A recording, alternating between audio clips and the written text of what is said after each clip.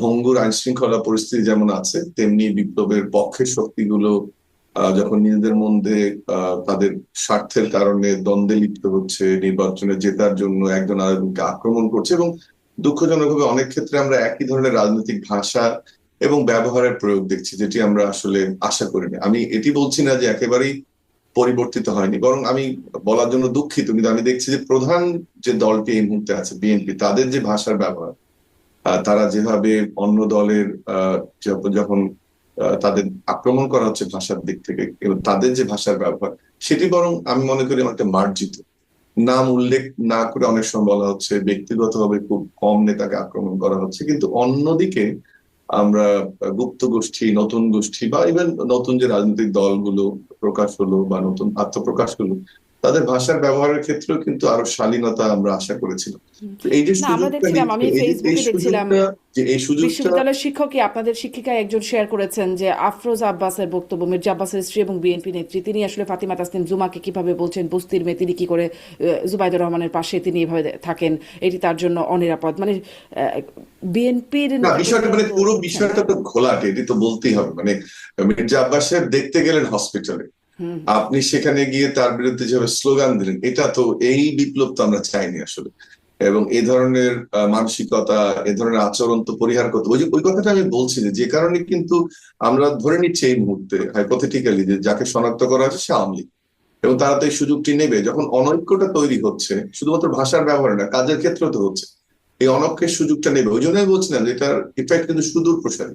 আরেকটা হচ্ছে, এরপরে আসি যে আমরা তো বলি যে নন ট্রেডিশনাল ট্রেডিশনাল সিকিউরিটি, এটা তো নন ট্রেডিশনালটা বললাম। ট্রেডিশনালের জায়গাটা দেখেন, আমরা যেটা করতে পারিনি সেটা হচ্ছে, পৃথিবীতে যখন এ ধরনের গণ অভ্যুত্থান হয়, এটার পরবর্তীতে এ ধরনের আইন শৃঙ্খলা পরিস্থিতির অবনতি, বিপ্লবীদের প্রতি হুমকি, এটা একদম খুব সাধারণ বিষয়। আমি দুটো ছোট উদাহরণ আপনাকে দিই।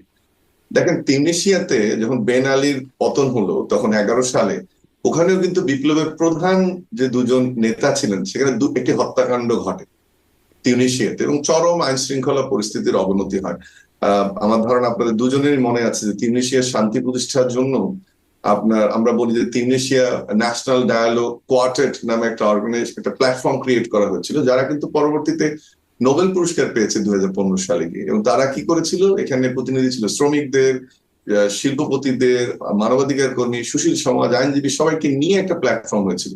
এবং তারা যেটা করেছিল, যে যে দলগুলো বিপ্লবে অংশগ্রহণ করেছে তাদের মধ্যে যখন এ ধরনের দ্বন্দ্ব সংঘাত হচ্ছে, এই প্ল্যাটফর্মটি সফলভাবে 2014 সালে একটি ভোটের দিকে নিয়ে যায়, এবং পরবর্তীতে একটা নতুন সংবিধানও কিন্তু উপহার দেয়। তো এই যে মেকানিজম গুলো, আমরা অনেক উদাহরণ, আমি ইউক্রেনের উদাহরণ দিতে পারি আপনাকে, রুয়ান্ডার উদাহরণ দিতে পারি, দক্ষিণ আফ্রিকার উদাহরণ দিতে পারি, একটু আগে আমরা ইনফর্মালি কথা বলছিলাম। আমরা কিন্তু এখান থেকে শিক্ষা নিই, আমরা একটা এত বড় গণ অভ্যুত্থান হয়েছে, সেটাকে আমরা ট্রেডিশনাল সিস্টেমে ম্যানেজ করার চেষ্টা করছি। দেখেন, আরেকটা উদাহরণ আপনাকে আমি দিই, ইউক্রেনে। ট্রেডিশনাল সিস্টেমেও আসলে কতটা ম্যানেজ করার চেষ্টা করছে সেটা নিয়েও আমি প্রশ্ন করব, ম্যানেজ করার চেষ্টাটাই আসলে কতটা আছে সেটা নিয়েও আমি প্রশ্ন করব। কিন্তু আপনি বলছিলেন যেটা, ওটা আগে একটু শুনি, যে যেহেতু যাকে গ্রেপ্তার করা হয়েছে তিনি আওয়ামী লীগ, আসলে সাবেক ছাত্রলীগ নেতা তিনি একজন, তাকে গ্রেপ্তার করা হয়নি, দুঃখিত, শনাক্ত করা হয়েছে। শনাক্ত করা আহ, হয়েছে। ফলে ফলে দায় যাচ্ছে হচ্ছে আওয়ামী লীগের প্রতি।